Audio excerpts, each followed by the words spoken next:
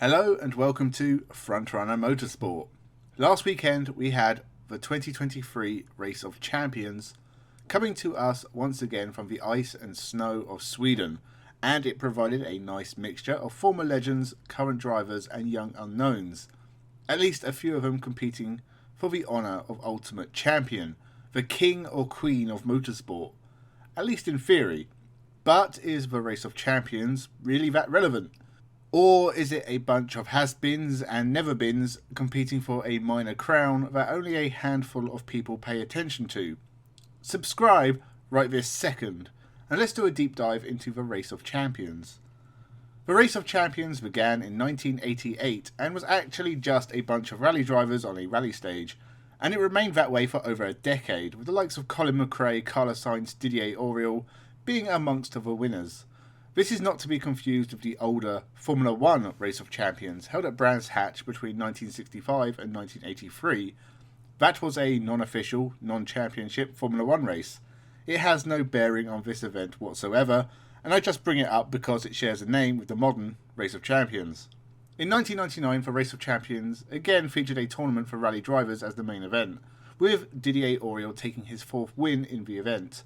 But for the first time, there was a Nations Cup that featured teams of three made up of a race driver, a rally driver, and a motorcycle racer. A necessary evolution as Alistair McRae was runner-up in 1998, and no offence to the guy, but if he's a champion racer, then I'm Empress of Japan. The first Nations Cup was won by Tommi Mäkinen, JJ Lehto and Kari Tiernen, and this is the format that would continue until 2004. For the first time, we had a much more mixed lineup of drivers from a variety of disciplines. You had rally stars like Sebastian Loeb and Colin McRae going up against Michael Schumacher and Jean Alesi. Heikki Kovalainen in 2004, a fairly unknown youngster in World Series by Nissan and a Renault Formula 1 test driver, won the Race of Champions, even beating Sebastian Loeb in a rally car in the final. He is Finnish, so obviously he can rally, but still very impressive, as well as the French team of Jean Alesi and Loeb taking the team's championship. The Race of Champions had found its groove, and it just got better. What followed was some of the best drivers of past and present competing against each other. Michael Schumacher and Sebastian Vettel won the team's championship 6 years in a row between 2007 and 2012. There was overall wins for Matthias Ekström, David Coulthard, Sebastian Vettel, Romain Grosjean and Juan Pablo Montoya, whilst Tom Kristensen has also had a lot of success. There have been some hiccups. In 2013, the event was cancelled after host nation Thailand fell into a political crisis. 2015 was cancelled due to a calendar change, and it was held online in 2020 due to COVID, and skipped entirely in 2021, which brings us onto the current format. A variety of cars on snow in Sweden, a guarantee for exciting racing. So how was the 2023 Race of Champions?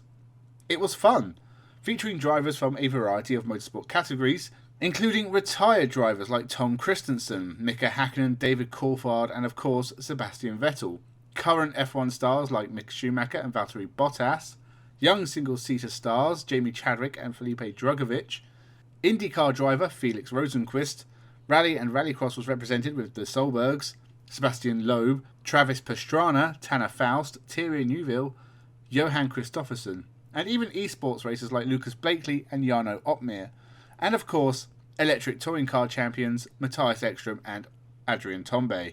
Some of the young talent really stood out here. Jamie Chadwick beat Vettel in a Nations Cup race, Drugovich did well considering his inexperience in ice and snow, and e-racer Lucas Blakely looked very talented and should consider a full-time motorsport career. But Oliver Solberg looked like a man possessed. He was a real standout star of the weekend. In terms of the Race of Champions being used as a scouting exercise, Oliver Solberg made Hyundai look very silly for dropping him from their driver ranks, as did Mick Schumacher to Haas, as he drove well also. It was the Solberg father-son duo who took the Nations Cup honours for a second year in a row ahead of the all-star team of Neuville and Drugovich. It was always hard to bet against the Nordic nations on ice and snow. The Drivers' Cup was just as thrilling as the Nations Cup. Mick Schumacher beating Sebastian Vettel in the semi-final was a real passing of the torch moment between two people who clearly have a very beautiful friendship. But it was the older drivers who impressed the most. None more than Matthias Ekström, who becomes the champion of champions for the 4th time, and is still one of the best out there. The Swede equals Sebastian Loeb and Didier Auriol with 4 wins, but it was Ekstrom's first since 2009, 14 years ago. I was still a teenager. So is the Race of Champions relevant? Is the winner the true champion of champions? No. To put it simply, Race of Champions is a very fun event, but it is just that. An event, a showcase of racing talent. I don't think anyone takes it too seriously. The amount of victories Sebastian Vettel has in this, he would be the god king of all motorsport. There are not enough nations represented to consider this a true measure of the greatest race driver. Most of the drivers were from Scandinavia. Also, many top drivers were not in Sweden for Race of Champions. So it's nothing more than a fun, star-studded event to start the racing calendar off for 2023. I still really enjoyed it, and I hope they keep it going. They could change it up a bit from time to time. I like snow as much as the next guy, but let's mix it up just a bit year on year. So that was my thoughts on the Race of Champions. Some great racing, and it looked very, very cold. Make sure you subscribe to the channel. Nearly 700 of you have subscribed. Thank you so much for the support. Leave a comment with your thoughts, and have a good one.